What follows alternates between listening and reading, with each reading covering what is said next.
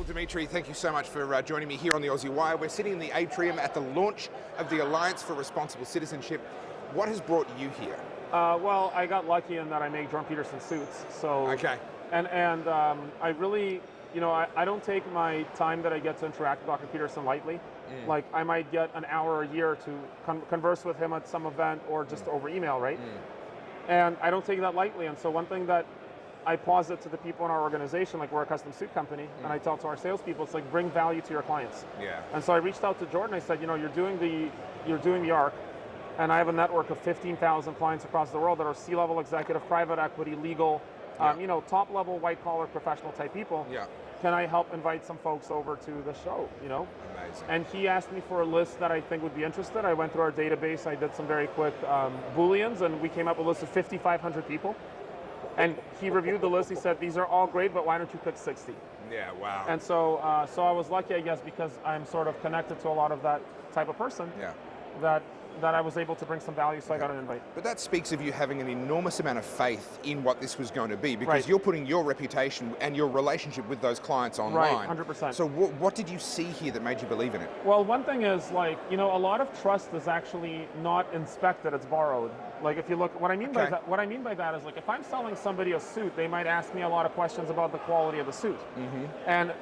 But if they know that Jordan Peterson wears my suits, They ask a lot less questions. then it's like, okay, I know it's going to be pretty good. It's pre-vetting. Yeah. It's Social proof. social proof. The Yeah. same way that women look at guys that are married as probably better mates because they're already married, right? Yeah. So it's like they're social proof. So I didn't have to speculate on what was going to happen here. I knew the panel of speakers and I understood who was coming.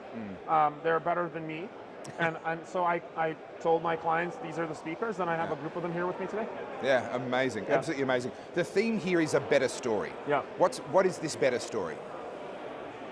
So I've wrestled with this question a lot too, because I don't consider myself in any sense religious, but I have a very good friend. I've known him for over 30 years, and he's my lawyer now, my employment lawyer.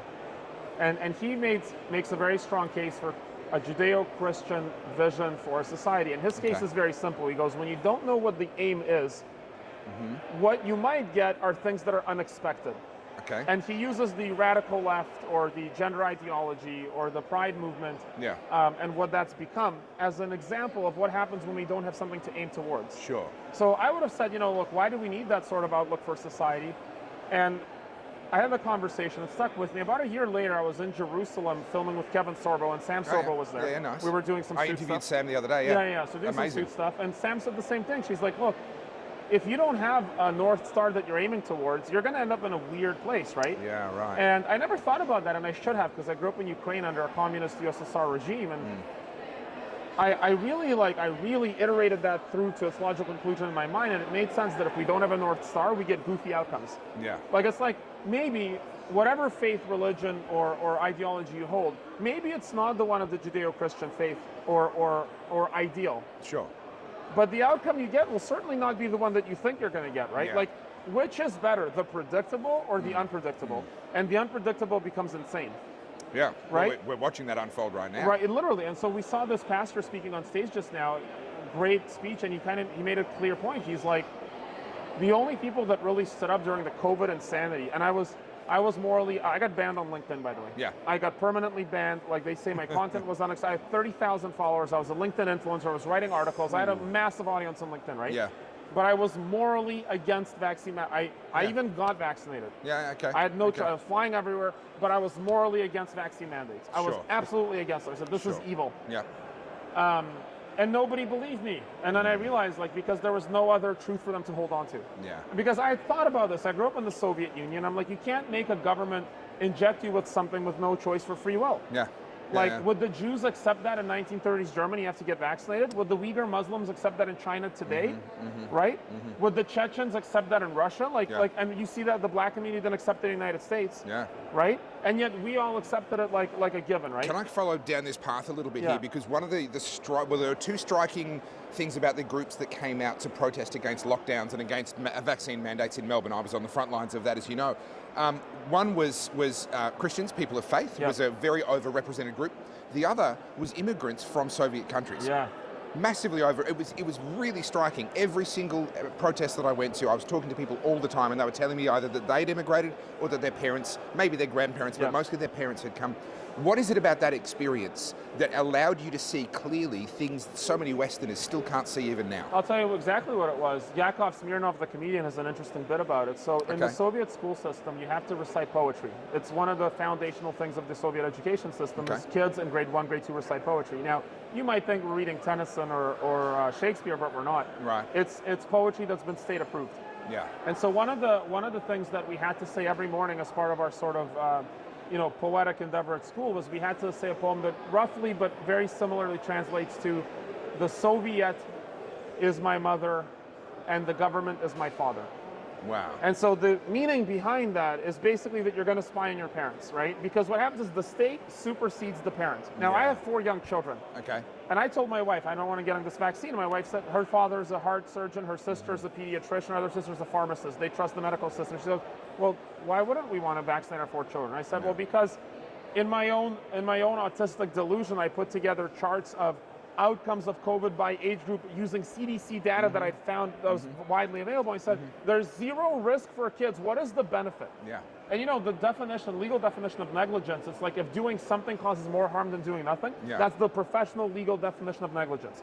It would be negligent to give them this vaccine when there's no negative outcome for them getting COVID. Yeah. So what are we risking? Like, what is happening here, right?